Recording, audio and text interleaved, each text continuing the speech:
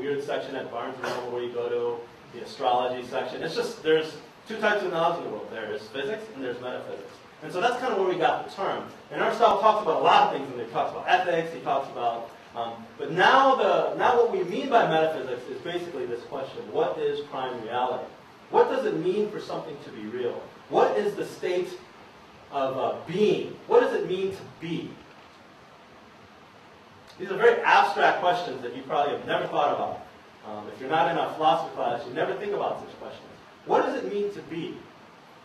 Not to exist as a thing, but what just does it mean to be? These are questions as in, we say that something exists. So the easiest way to explain it is you exist, I exist, this thing, this remote control exists. Okay? What are the characteristics, or what makes this thing exist insofar as it is an existing thing? Okay? Did you get that? Should I say that again? What makes this thing exist insofar as this thing is an existing thing? So what that's saying is, for example, let's say there's an let's say there's this keyboard. What does it mean for this thing to exist as an object, as a keyboard, right? Insofar as it is something that exists. So you start thinking about it. Well, what exactly does existence mean? What does it mean to be? And that's kind of where you get to. So it's asking, what is prime reality? Now, even this question, what is prime reality? There are certain assumptions in there. First of all, it's assuming that there is a prime reality, right? Hindus deny that there's such a thing as a prime reality. There's two types of worlds, for lack of a better word. There's this world. This is what we talk about, what we deal in. Here you can talk about gods. You can talk about existence. Here this is the realm of logic. But there's another world out there that doesn't include these things, where things seem contradictory, but they're not. So again, the Hindu doesn't really have what's known as a prime reality, at least not according to them, but this question asks them. Okay, let me stop here, because this is an important question. Does everyone understand what this is asking? Is it still too abstract? Usually, when I teach, I pick somebody and say, tell them to explain it back to me to make sure they understand it, but I won't do that. So it's asking, what does it mean for something to be real?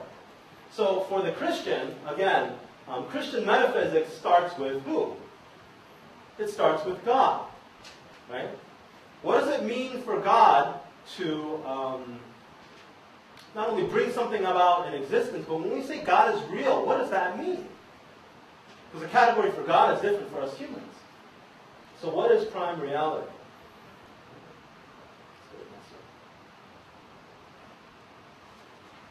Here is another question. What is the nature of external reality? And again, there's a lot of assumptions here. It's assuming there is an external reality. Some Hindus believe that we are just figments of a dream that God has. We're just passing in and out. So it's not real existence. That's what we mean by that. So what is the nature of external reality? So not just in my brain, but again, let's go back to this object. If this object exists, what does it mean for this thing to exist? Insofar as it's an existing thing, not that it's a keyboard. So Aristotle thought that this thing, me, you, this structure, this thing here, this remote, all of us share a particular property. And what's that property that we share? We are existing things. So what does it mean for all of us, all these things that exist? What's the property that's shared by all this, and how do we talk about it? Philosophy is exciting, isn't it? So that's kind of what it's talking about here. Next category, what is a human being? And I heard that you're going to be talking about some of these things throughout the week. What does it mean for something, some object, or sorry, not object, for something to be a human being? Human beings exist in time and space, and so on and so forth. All these three are under the category of metaphysics. Okay. In the long run. So no, I'm going to stay married to my wife. So you see how having this kind of ethic can really dictate the actions that you pick. And it doesn't matter what the action that you pick is. Notice that people can pick the same actions for very different reasons. So again, in the case of that divorcee, getting a divorce or not, I mean, someone could stay married and not get a divorce, not because they value their wives, but they just think that it'll create more happiness for them in the long term. That would be, again, a base of teleological ethics. It's concerned with the end. Okay? The second type of ethics, I'm sorry, I need to go through these quickly because we have one more cover, is called the deontological ethics. And deontos is duty. And so Kant was the big proponent of this. He thought that we had a duty to our rationality, what it means for a being to be rational. So the way Kant thought that we should do ethics is, well, I just need to set my maxim. I need to ask myself, what if every rational creature did this? If it results in a contradiction, then that's wrong. So take killing, for example. What if everyone killed each other? What if I killed somebody for my benefit? Should I kill this man for my benefit? Kant says, oh, it's very easy. Just ask yourself, what if everyone did for their benefit?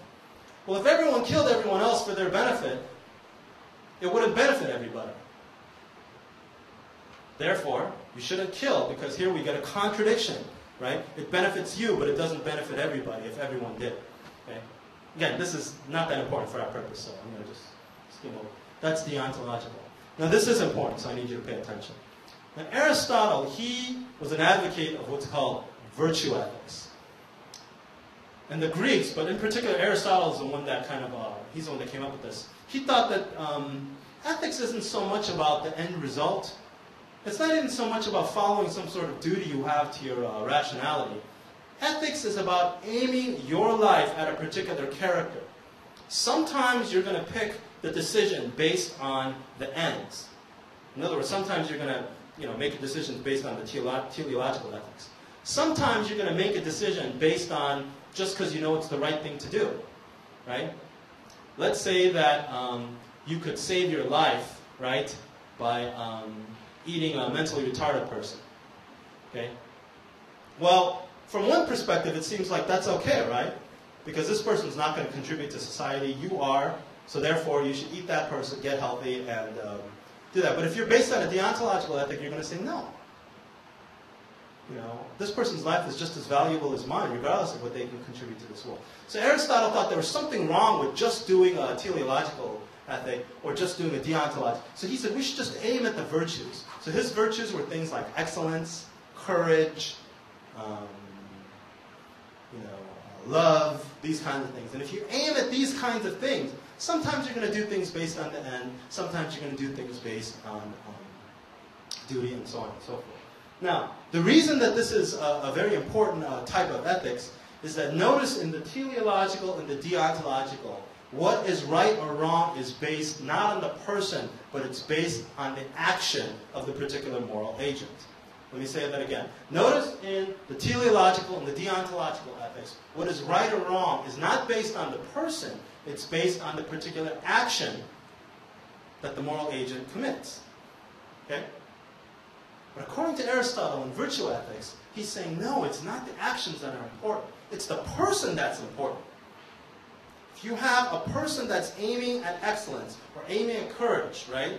Whether they pick this action or this action, it'll be the right thing to do. Okay? Let me stop here. Is that clear? I just need you to know, you don't have to know all the terms.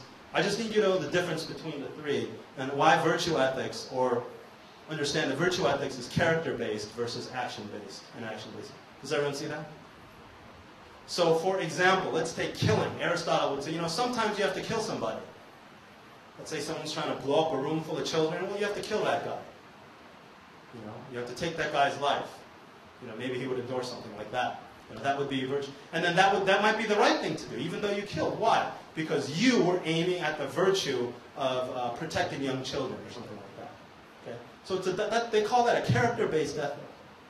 Now, without going into the history of this, virtue epistemology is epistemology that's based on the character of the person, not on whether you're doing the right thing and figuring out what it means to know something.